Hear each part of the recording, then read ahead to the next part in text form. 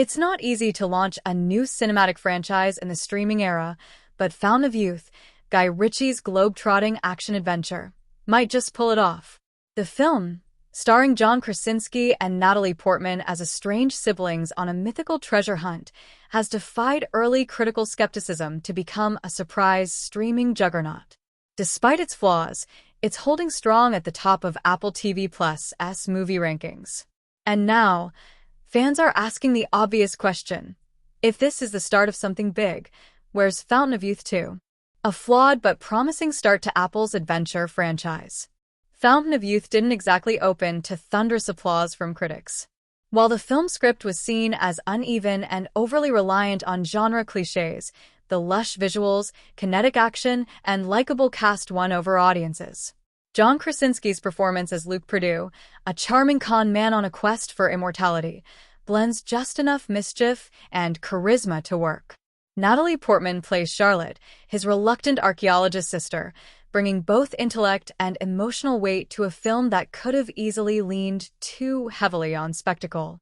Throw in a high-stakes chase across sunken submarines, ancient pyramids, and modern-day heists, and Fountain of Youth plays like a modern Indiana Jones, minus the whip and fedora.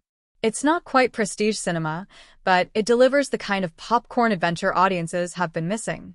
Dominating the streaming charts, with no sequel in sight.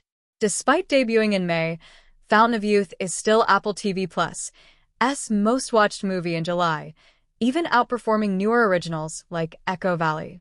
That kind of staying power is rare in streaming, where most films vanish from public attention within weeks.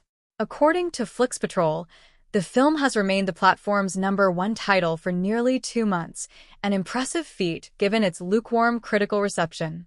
But even as Fountain of Youth continues to rack up views, Apple has yet to confirm a sequel. One potential obstacle? The budget.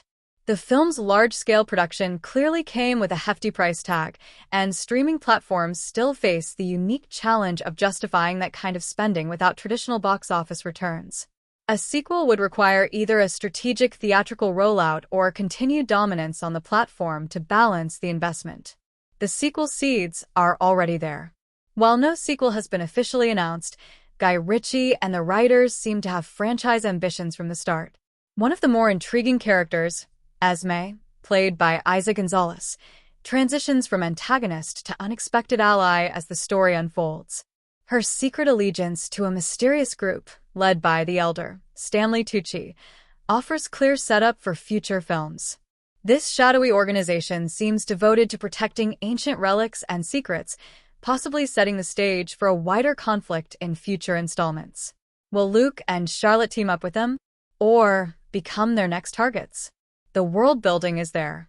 All Apple needs to do is greenlight the next chapter. Fountain of Youth could be Apple TV+'s franchise breakthrough. Since its inception, Apple TV+ has earned accolades for prestige dramas and limited series, but it still lacks a true cinematic franchise that can compete with Disney's Marvel offerings or Netflix's action-heavy IPs. Fountain of Youth could be the beginning of that change. It has franchise DNA written all over it, an ensemble cast, a mysterious mythology, globe-spanning adventure, and enough unsolved mysteries to spin off in multiple directions. More importantly, audiences are clearly engaged. If Apple is serious about competing with the big players in original film content, betting on Fountain of Youth 2 seems less like a risk and more like an opportunity. Final verdict: don't count it out just yet. Fountain of Youth may not be a perfect film, but it's proving to be exactly what streaming franchises need: something fun, rewatchable, and rich with potential.